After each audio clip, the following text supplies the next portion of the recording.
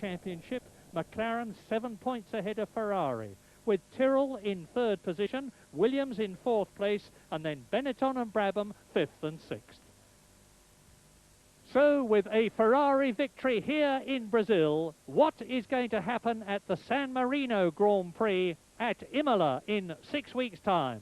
Well, Imola is in Italy, Ferrari's home country, so join us on Grand Prix and see for yourselves.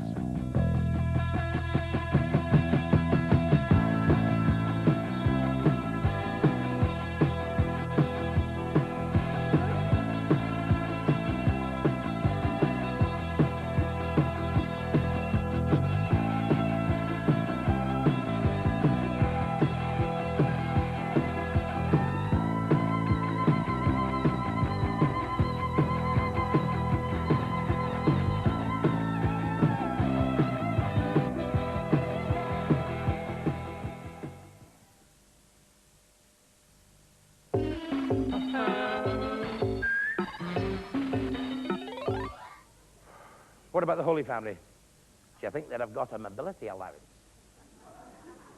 Well, there they are. There they are, a family on their way to Bethlehem to register for the poll tax. Dario Fo is brought to your screens in the shape of Robbie Coltrane. They get nowhere to stay. She's pregnant. They end up in a stable. They'll be done on all counts. Tax evasion, homelessness, unfit parents. Soon on 2. Over on BBC One in a moment, there's another chance to catch Amjad Ali Khan in concert in Network East. And that's except for viewers in Scotland. Here on 2 in half an hour, we catch a concert with the new American underground rock sensations, The Cramps. Snub TV also sees the debut of Big Hard Excellent Fish. First, Antoine de Caunes takes us on a whistle-stop tour of jazz in London, dance in Amsterdam, and a whole load more in Rap-Rap-Rap.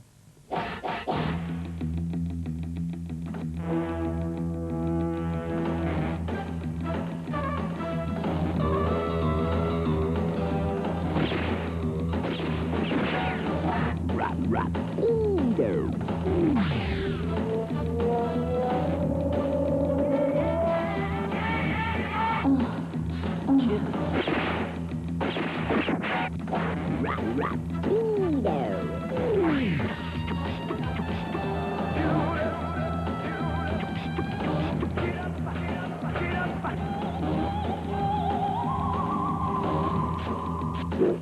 Rap-Rap-Rapido.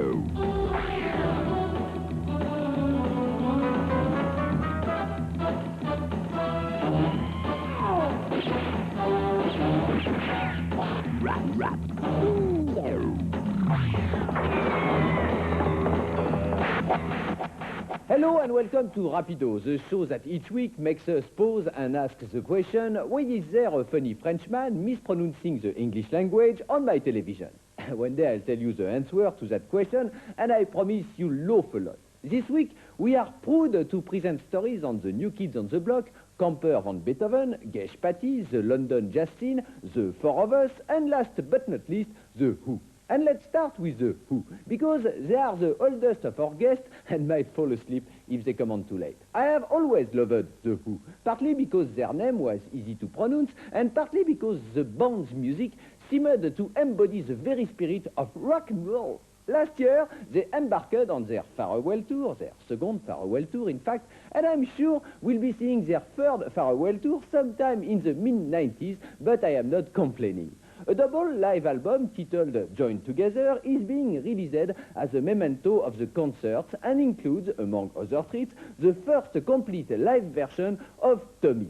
We talked with Pete Townshend, who is recording a new solo album, although for Pete even Who albums are solo albums, and then Roger Daltrey, who is surprising everyone, especially Sting and David Bowie, by becoming a respected actor, and lastly, John Entwistle, who is writing a Who biography with the working title, Keep Your Day Job. A very good idea indeed, the Who for Rapido.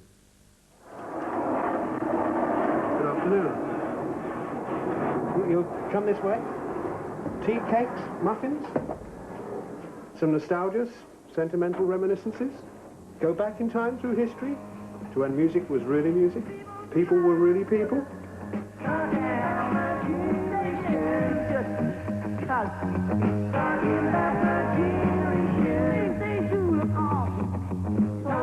Face Dancers, released 9 years ago, was supposed to be The Who's farewell album, so their brand new live set, joined together, is something of a bonus for the fans.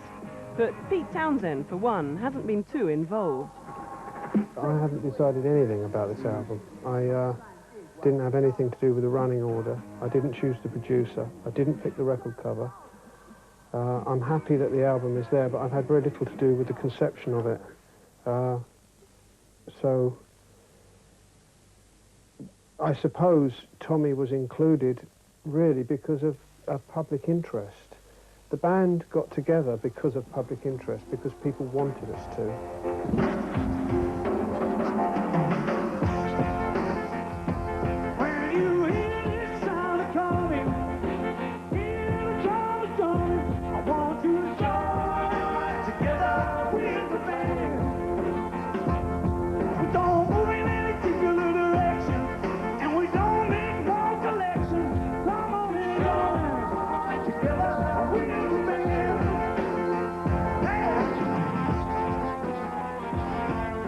I think it captures the atmosphere of the tour, of the band on the tour.